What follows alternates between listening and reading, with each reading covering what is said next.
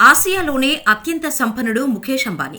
Reliance industries chairman, ప్రపంచంలోని richest people లిస్టులో కూడా టాప్ ప్లేస్లో ఉన్నారు. అపర కుబేరుడు అయిన ముఖేష్ అంబానీ పర్సనల్ లైఫ్లో మాత్రం చాలా సాధారణంగా ఉంటారు. ఇక అత్యంత సంపన్నుడైన ముఖేష్ అంబానీ గురించి తెలుసుకోవటానికి చాలా మంది ఇంట్రెస్ట్ చూపిస్తూ ఉంటారు.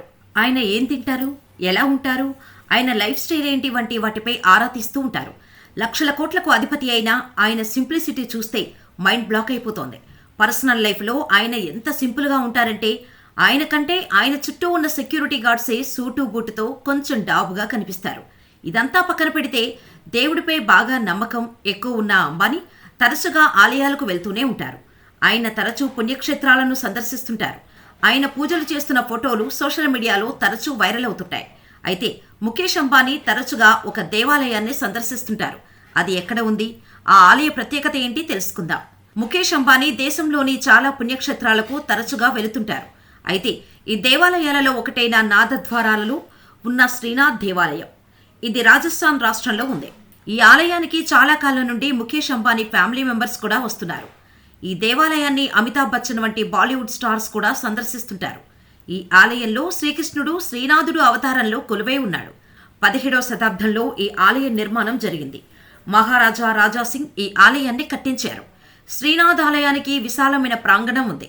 ఆలయంలోనికి వెళ్లేందుకు 4 వైపులా ద్వారాలు నిర్మించి ఉన్నాయి. ఈ ఆలయంలో శ్రీనాథుడు శ్యామల వర్ణంలో కనిపిస్తాడు. ఈ ఆలయానికి రాజస్థాన్కు ప్రజలు తరచుగా వస్తుంటారు.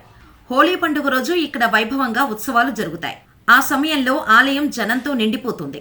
ఈ శ్రీనాథ్ ఆలయాన్ని సందర్శిస్తే భక్తులు కోరుకున్న కోరికలు తప్పక నెరవేరుతాయని అంటారు. ఇక ఈ ఆలయంలో మొక్కులు చెల్లించుకునే భక్తుల సంఖ్య ఎక్కువగానే ఉంటుంది.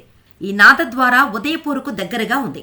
నాథద్వారకు ట్రైన్ లేదా విమానంలో ఉదయపూర్ వరకు వెళ్లి అక్కడి నుండి త్రినాథ్ ఆలయానికి వెళ్లవచ్చు. ఈ ఆలయాన్ని సందర్శిస్తే కోరిన కోరికలు నెరవేరుతాయని చెబుతారు. దీంతో క్రమంగా ఈ ఆలయానికి వచ్చి మొక్కులు చెల్లించుకునే వారి సంఖ్య కూడా అధికంగానే ఉంటుంది. వస్తున్న భక్తుల దృష్ట్యా వసతులు కూడా పెంచారు. అంతేకాకుండా ఇప్పుడిప్పుడే ఈ ప్రాంతం పర్యాటక స్థలంగానూ అభివృద్ధి చేస్తున్నారు.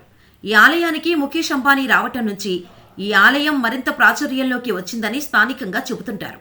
అంతేకాకుండా అప్పటి నుంచే ఇక్కడికి వచ్చే భక్తుల సంఖ్య కూడా పెరిగిందని అంటున్నారు. మరి మీరు కూడా ఈ ఆలయానికి వెళ్లాలని అనుకుంటున్నారా? మాకు కామెంట్ చేయండి.